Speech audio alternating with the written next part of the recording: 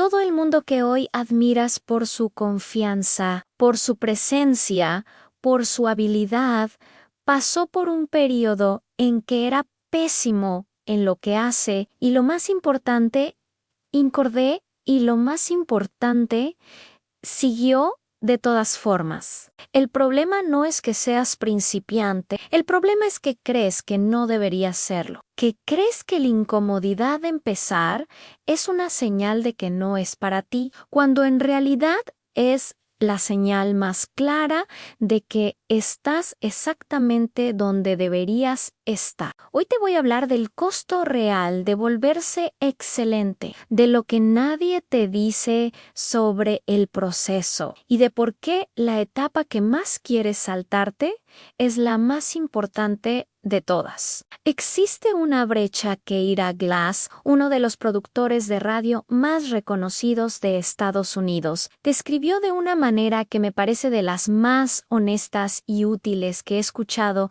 sobre el proceso creativo y el proceso de aprendizaje. La llamó la brecha del gusto. Funciona así cuando empiezas en cualquier disciplina, ya sea crear contenido, hablar en público, escribir, hacer negocios, tocar un instrumento, lo que sea. Desarrollas primero el gusto, la capacidad de reconocer lo que es bueno, lo que funciona, lo que tiene calidad, pero tu ejecución todavía no está a la altura de ese gusto. Lo que produces es mediocre comparado con lo que admiras. Y esa brecha entre lo que puedes ver y lo que puedes hacer es la fuente de la frustración más paralizante que existe en el proceso de crecimiento. La mayoría de las personas se queda atrapada en esa brecha, se frustra, se compara, se convence de que no tiene talento y se rinde justo antes de que la práctica sostenida empiece a cerrar la distancia. Lo que hoy vas a entender es por qué esa brecha no es un obstáculo, es el camino, y cómo atravesarla de forma intencional, usando la exposición como herramienta. Es exactamente lo que separa a los que se quedan en el inicio de los que llegan a la excelencia. Hay una fantasía muy extendida sobre cómo funciona el crecimiento personal y profesional. Y esa fantasía hace un daño enorme porque genera expectativas completamente desconectadas de la realidad. La fantasía es esta, que hay personas que nacen con talento natural, que desde el principio hacen las cosas bien, que el proceso para ellas es fluido y sin fricción, y que si tú no sientes eso, si el proceso se siente torpe, incómodo y lleno de errores, es porque simplemente no tienes lo que se necesita. Esa fantasía es mentira y está construida sobre un sesgo cognitivo muy documentado. Solo vemos el resultado final de las personas exitosas. No vemos los años de práctica torpe que lo precedieron. No vemos los videos malos, los discursos fallidos, los proyectos que no funcionaron, las versiones anteriores que eran mediocres comparadas con lo que son hoy. Vemos a alguien hablando con fluidez y naturalidad frente a la cámara y asumimos que siempre fue así. No vemos las primeras 100 veces que lo intentó y le resultó forzado, rígido, artificial. Vemos a alguien escribir con claridad e impacto y asumimos que el talento llegó antes que la práctica. No vemos los miles de párrafos mediocres que escribió antes de encontrar su voz. El costo real de volverse excelente es tienes que estar dispuesto a ser principiante. Tienes que estar dispuesto a hacer las cosas mal antes de hacerlas bien. Tienes que estar dispuesto a producir trabajo que no está a la altura de tu gusto durante el tiempo que sea necesario hasta que tu habilidad alcance a tu visión. YEE's periodo. Dependiendo de la disciplina, puede durar meses, puede durar años. pero es el único camino que existe. No hay un atajo que te lleve a la excelencia sin pasar por la mediocridad del principio. La pregunta no es si estás dispuesto a ser excelente. La pregunta es si estás dispuesto a ser principiante el tiempo que haga falta para llegar ahí. Si hay una sola cosa que paraliza más a las personas en el proceso de crecimiento, especialmente en la era de las redes sociales, es el miedo al juicio. El miedo a que alguien vea tu trabajo incipiente y lo critique, a que alguien note que eres principiante y lo use en tu contra, a que lo que muestras no sea suficientemente bueno y eso diga algo sobre tu valor como persona. Y ese miedo, aunque completamente comprensible, tiene un costo que muy poca gente calcula con honestidad. El costo es el tiempo que pierdes esperando estar listo, el tiempo que pierdes perfeccionando en privado, lo que solo puede mejorar con exposición real, el tiempo que pierdes mirando a otros avanzar mientras tú esperas el momento en que te sientas suficientemente preparado para empezar. Ese momento nunca llega porque la preparación real no viene antes de la exposición, viene a través de ella.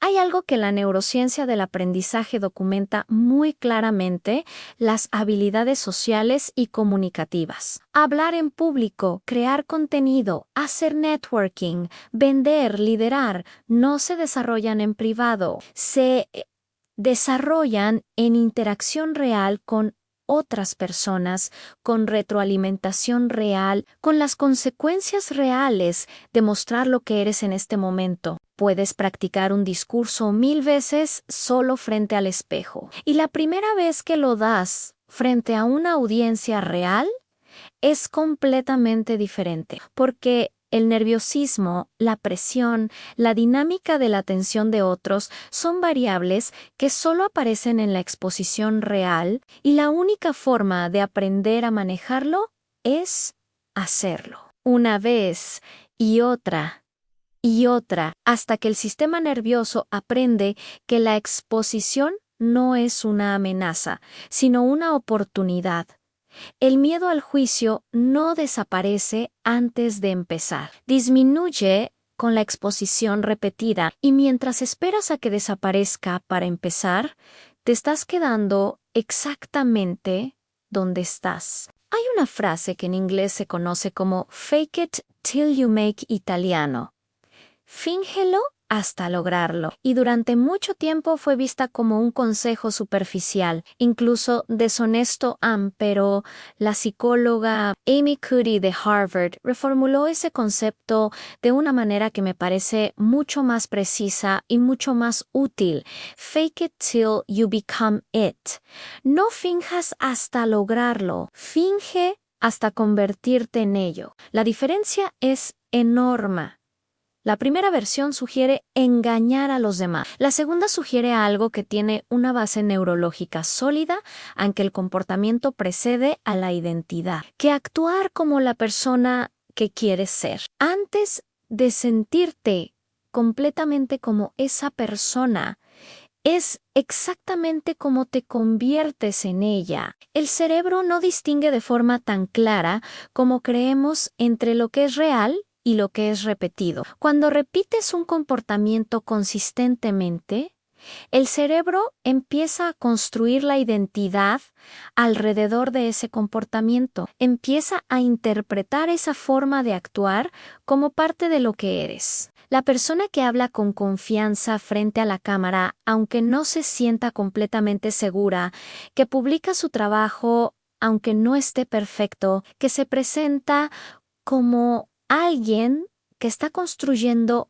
algo aunque todavía esté en el principio. Está usando el comportamiento como herramienta para construir la identidad. No es mentira, es aprendizaje encarnado. Es entender que la autenticidad no es un punto de partida, es un destino. Llegas a ser auténtico en algo a través de la práctica repetida.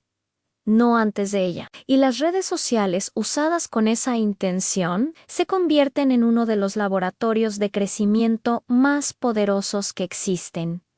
Cada publicación es una repetición, cada interacción es retroalimentación. Cada vez que te expones es una oportunidad para que el cerebro aprenda que puede hacerlo. Quiero ser muy concreto sobre cómo funciona esto en la práctica, porque la teoría sin aplicación no cambia nada a la exposición como herramienta de crecimiento. Tiene 3 fases que se repiten en espiral a lo largo del proceso. La primera fase es la exposición inicial. El primer video, el primer post, el primer discurso, el primer intento visible. Es la más difícil emocionalmente porque es donde la brecha entre el gusto y la habilidad se siente más grande. Lo que produces no está a la altura de lo que admiras. Y eso duele. En esta phase, el objetivo no es producir algo excelente, el objetivo es producir algo en punto, romper la parálisis, demostrarle al cerebro que la exposición no es una amenaza fatal, recoger retroalimentación real del mundo real. La segunda fase es la iteración. Usas lo que aprendiste de la primera exposición para ajustar a no de forma perfecta, de forma progresiva. El segundo intento es un poco mejor que el primero. El tercero un poco mejor que el segundo. No porque hayas tenido una revelación, sino porque la repetición con atención genera mejora gradual. Esta fase requiere algo que es más raro de lo que parece, a la capacidad de mirar tu propio trabajo con honestidad, sin que esa honestidad te destruya, de notar lo que no funcionó, sin interpretarlo como evidencia de que no tienes lo que se necesita, de usar la crítica propia o ajena como información en lugar de como veredicto. La tercera fase es la naturalización. Es cuando lo que antes se sentía forzado empieza a sentirse natural. Lo que antes requería esfuerzo consciente empieza a fluir. La habilidad que antes tenías que pensar activamente empieza a volverse parte de cómo funciones. Y esa naturalización no llega antes de las repeticiones, llega después, siempre después. No hay forma de acelerar ese proceso saltándose las fases anteriores. Solo puedes atravesarlas más rápido exponiéndote más consistentemente. Hay algo sobre las críticas que me parece importante entender, especialmente en el contexto de la exposición pública a través de redes sociales. Cuando muestras trabajo incipiente, cuando empiezas a construir algo en público, inevitablemente va a haber críticas, comentarios negativos.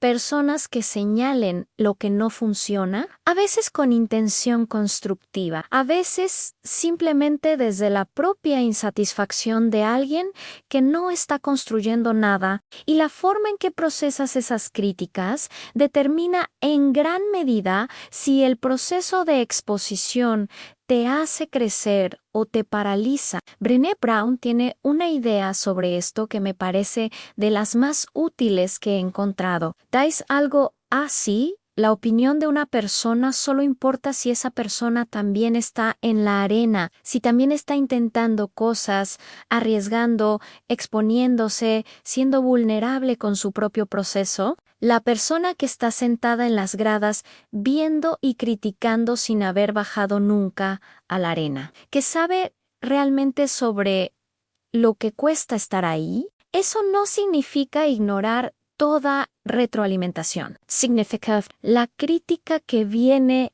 de alguien que también está construyendo, que señala algo específico y accionable, esa vale la pena. La crítica que viene del anonimato, del cinismo, de la necesidad de alguien de sentirse superior, señalando lo que no funciona en el trabajo de otro. Esa no te dice nada sobre tu trabajo. Te dice algo sobre esa persona. Aprende a distinguir entre las dos y desarrolla la capacidad de usar la primera como combustible sin dejar que la segunda te detenga. Las redes sociales tienen una reputación ambivalente en el mundo del desarrollo personal. Por un lado, son fuente de comparación, de distracción, de validación externa. Por el otro, usadas con intención estratégica, son uno de los entornos de práctica más poderosos que jamás han existido. Nunca antes en la historia humana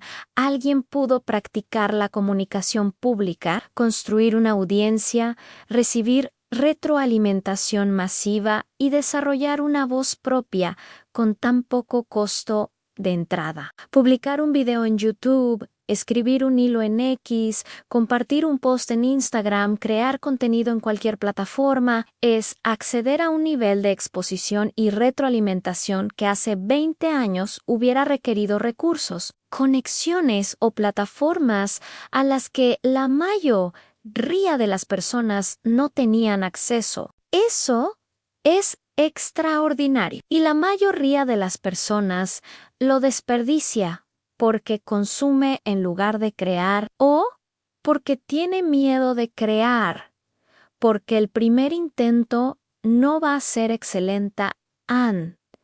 Si quieres usar las redes sociales como laboratorio de crecimiento, aquí está la mentalidad que lo hace posible. Primero, define qué quieres desarrollar. Comunicación, escritura, tu capacidad de explicar ideas complejas, tu presencia en cámara, el contenido que produces es el vehículo. La habilidad que estás desarrollando es el destino. Segundo, comprométete con la consistencia por encima de la perfección. Publicar algo imperfecto de forma consistente desarrolla más habilidad que perfeccionar algo indefinidamente y no publicarlo nunca. La retroalimentación del mundo real, aunque duela, es información que no puedes obtener de ninguna otra manera. Tercero, documenta tu progreso. Guarda tus primeros intentos.